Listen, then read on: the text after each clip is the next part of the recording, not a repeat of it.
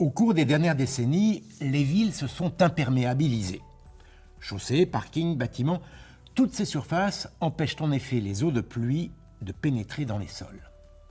En cas de forte pluie, ces eaux ruissellent et finissent par saturer les égouts, avec pour conséquence des risques d'inondation et de pollution des milieux naturels.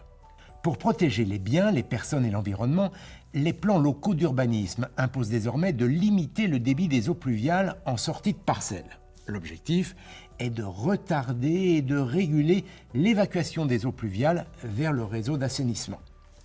Cette limitation s'exprime en litres par seconde par hectare.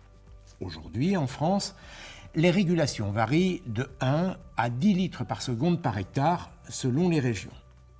Les toits représentent jusqu'à 35% de la surface d'une ville. Ces espaces peuvent donc être utilisés pour réguler l'arrivée des eaux de pluie vers les égouts. Mais comment ?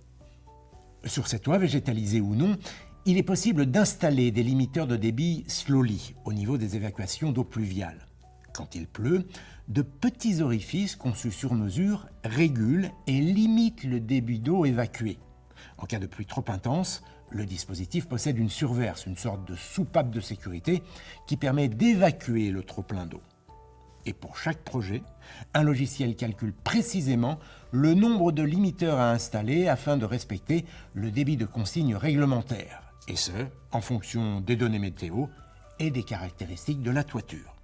En régulant les débits d'eau pluviale, ces limiteurs novateurs permettent de lutter contre le risque d'inondation et de pollution des milieux naturels. Ils protègent ainsi l'environnement, les biens et les personnes.